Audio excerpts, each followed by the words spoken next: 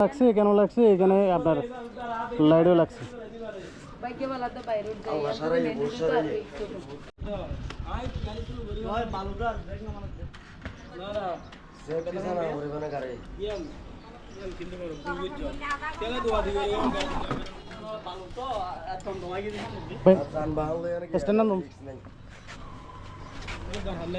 এটা আপনি যেভাবে আসছেন না আমি একটু খেয়ালও করছি আপনি অ্যাক্সিডেন্ট করবেন।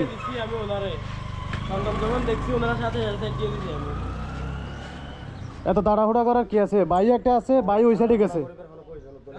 না আমি কিন্তু খেয়াল করছি, আপনারটা আমি খেয়াল করছি, কিন্তু আমি চিন্তা করছি হ্যাঁ মারি দিবে, ঠিকই মারি দিছে। হ্যাঁ না আমি তো আসতেছি, আমি তো রানিংয়ে। হ্যাঁ আমি তো রানিংয়ে আছি। ওই যে টমটমটা ব্রেক মারার সাথে সাথে ও স্লিপ করে দিছে আমারে মারে।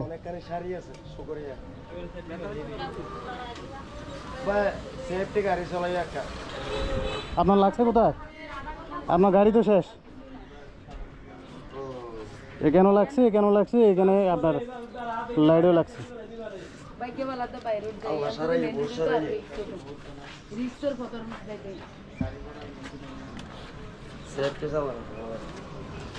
লাগছে আপনার পায়ে?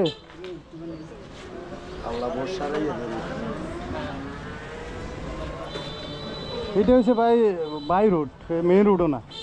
আপনার একটু কেয়ারফুল করে হিসাব করে গাড়ি চালাতে হবে না। এটা এখানে আর টমটমের জ্বালানি এটা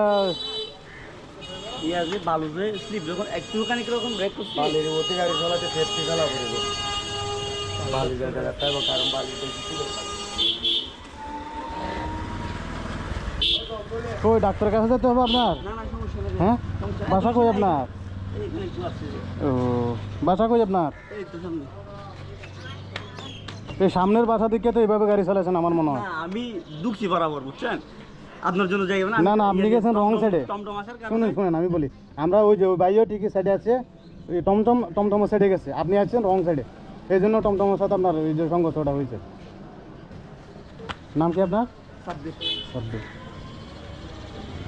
আচ্ছা যান, তাহলে ভবিষ্যতে একটু কেয়ারফুল থাকবেন।